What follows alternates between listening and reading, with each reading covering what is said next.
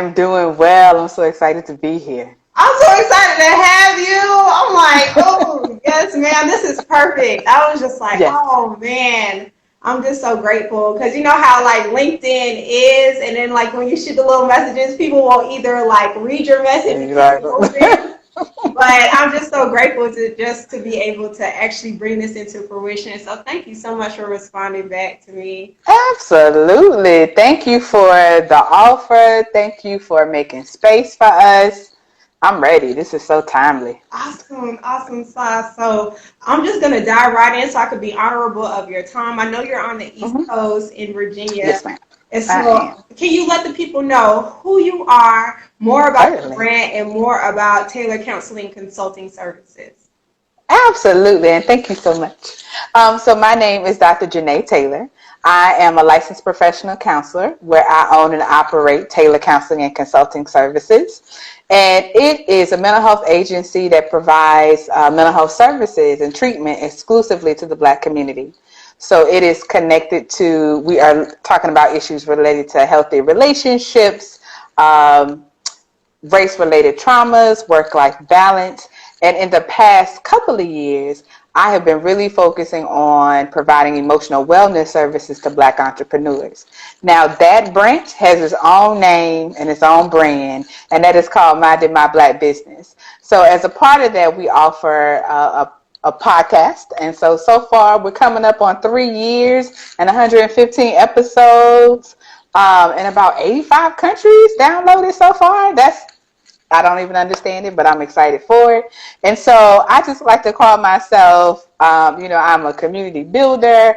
And the reason for this is that, well, one, just like you, I want to be a part of expanding the conversation about mental health in our Black community, and then want to even provide specific space for Black entrepreneurs. We spend so much of our time and energy making space for others, providing help to them, and we need to be getting some of that same goodness. Yes, Yeah. yes, ma'am. So thank you so much for being a woman of versatility and just Thank doing you. the doggone thing. And the fact that you're creating spaces in these different areas and these different avenues, I find it to be a beautiful thing. So once again, thank I you for all appreciate that. that you do. And so tonight's conversation is about helping entrepreneurs, and this is pretty much your jam. And so a Mm-hmm. question that I would like to ask you is like, what are some things that you notice with your clients or just individuals? I know oftentimes as entrepreneurs we deal with the fear of actually taking the leap of faith and doing this whole thing, whether part-time or full-time,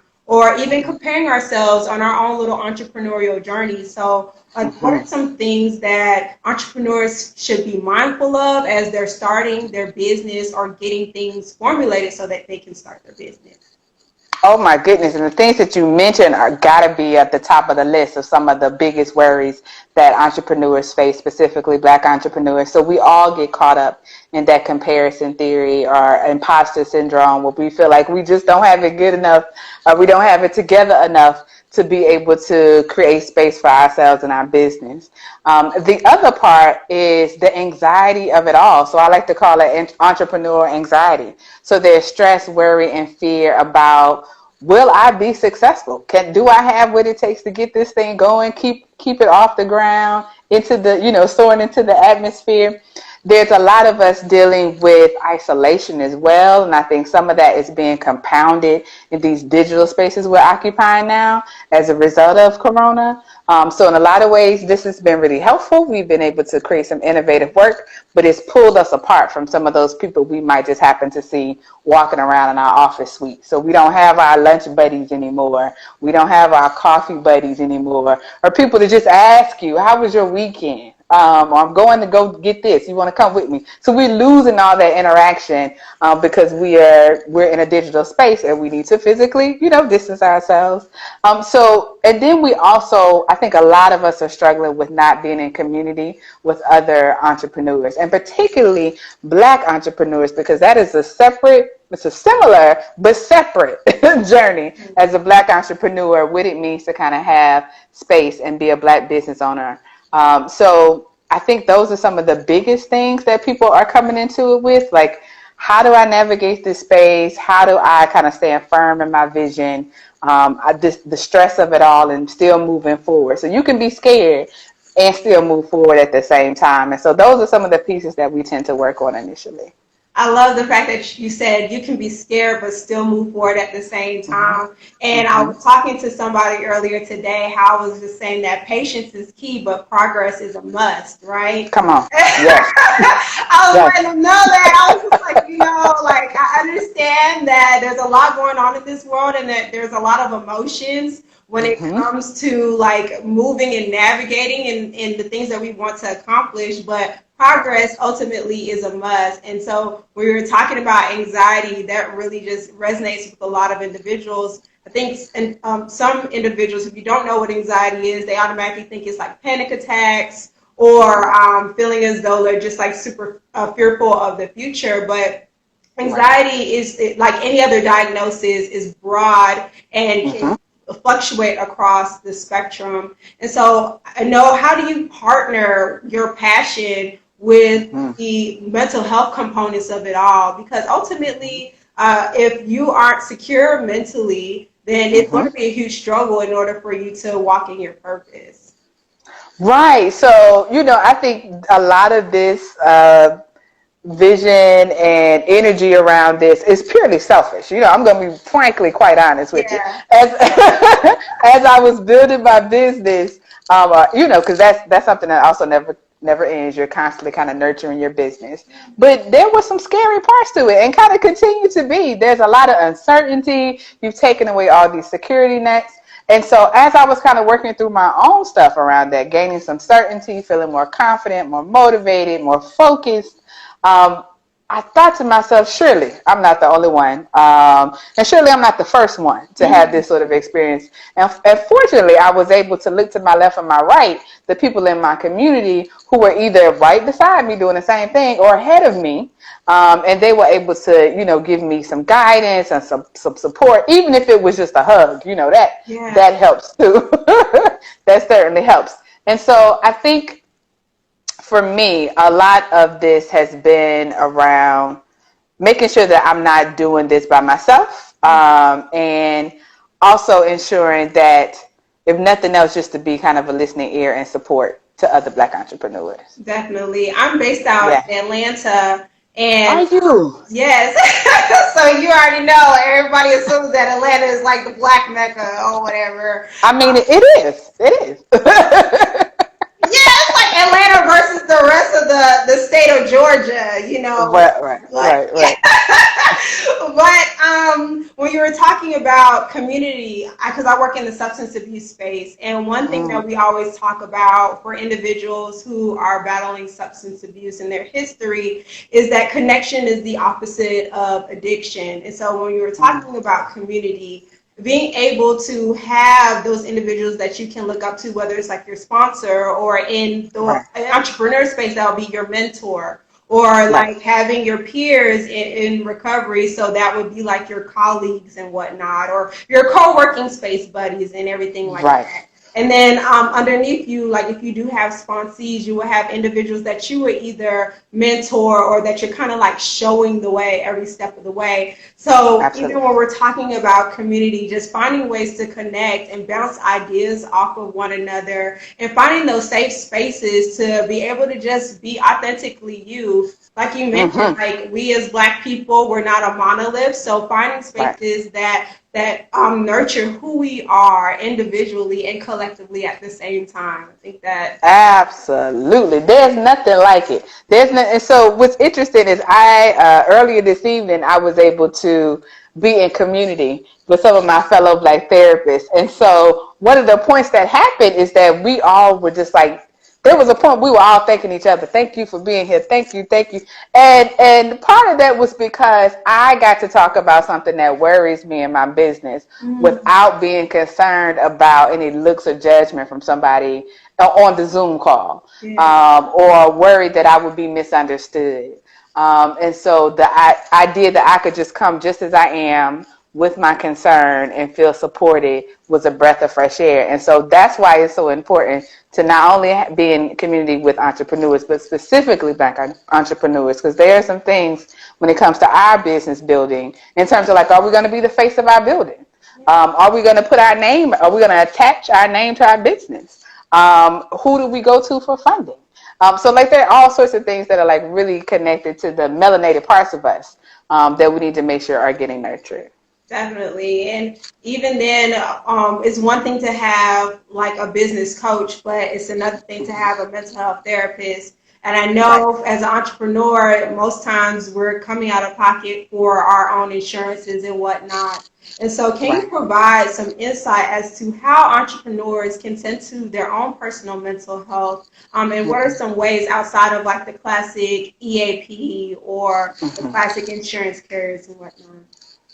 Right. So, yeah, I think that what we're finding is that there are the beautiful thing that I'm appreciating about my fellow mental health therapists is that not only are we in spaces where we are, in our offices, in our walls, providing therapy, but we are also being so very creative in the ways in which we provide coaching and consultation. Mm-hmm. So you might be able to have access to a licensed mental health professional outside of the therapy room who was teaching you and giving you some skill building information as it relates to your own emotional wellness. Mm-hmm. So I know there are several who've written books, who have podcasts, who do workshops, who do speaking engagements, who go on IG Live, and that's all this beautiful, rich YouTube free content. Yeah. And then there are some who also have like consultation packages. So maybe, and I have had that people have reached out to me. One instance in particular was two business owners who were in partnership and they were struggling with communication issues amongst each other. Mm-hmm. So we spent 2 sessions exploring that, diving deep into that, creating some skills, letting them practice it. And after 2, they were done. They were going about their business and enjoying their life. And so I think to your point, I think if you have a happy, healthy business owner, you then have a happy, healthy business. And I want nothing but that. I want us all to mind our black business. Let's be beautiful billionaires. Let's do it. Love it. Awesome. Let me scroll through. Does anybody have any questions? I know Bunyasi said hugs help. Yes, physical touch is so key. None of us are exempt from the desire to have physical touch. Anybody else have any questions with regards to mental health as an entrepreneur? No? Well, that's all good. Cool. All right. Yeah. Love it, love it, love it. Hey, Vanessa Quinnen. Hey. All right. So another question, emotional intelligence. That is something that I have been heavy on as of recently, just making sure that I'm building my emotional intelligence. Even though, we as therapists, people automatically assume that we all got our stuff together. But at the end of the day, we still got to work on our own stuff. You feel me? We should. It's must. It's a must. It is a must. How big is it when it comes to being able to remain self-aware and in touch with our emotions?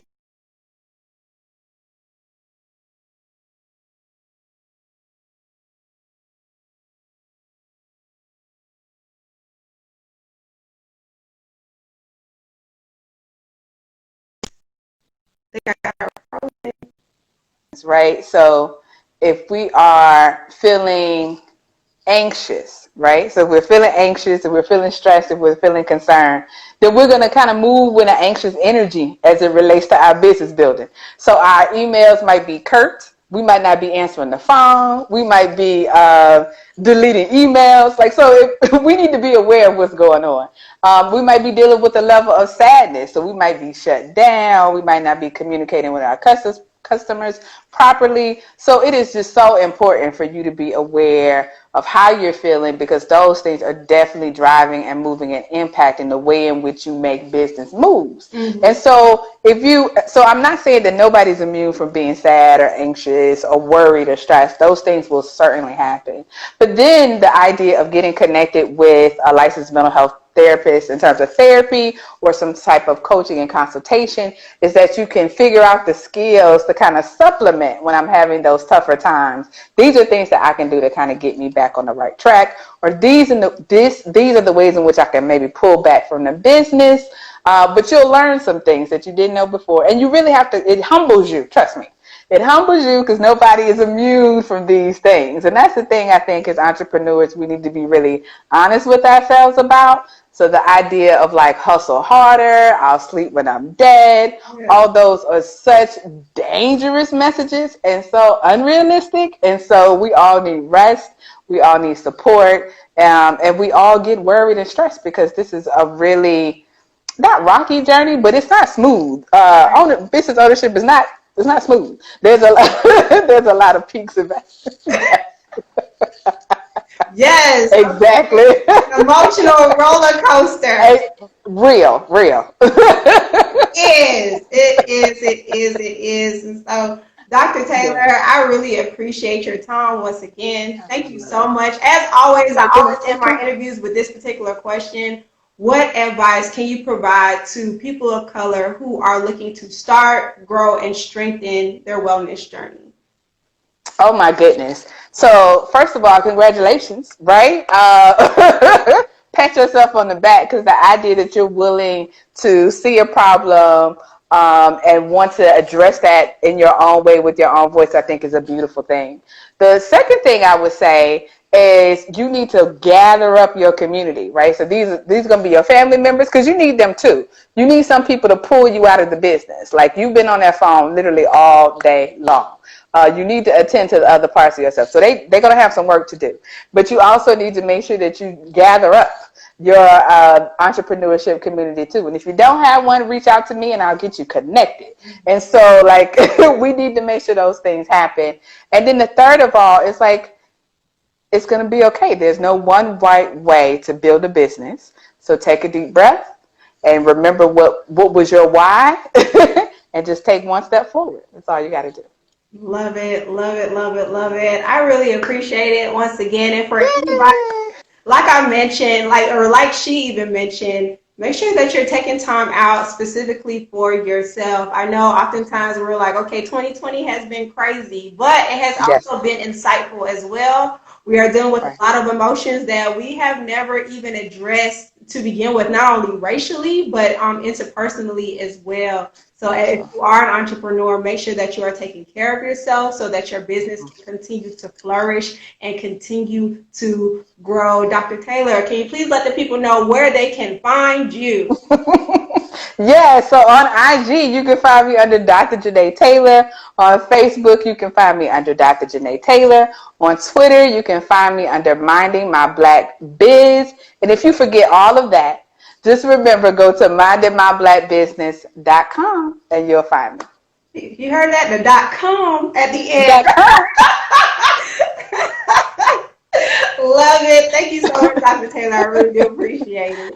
Thank you so much for having me on. I appreciate it. Bye.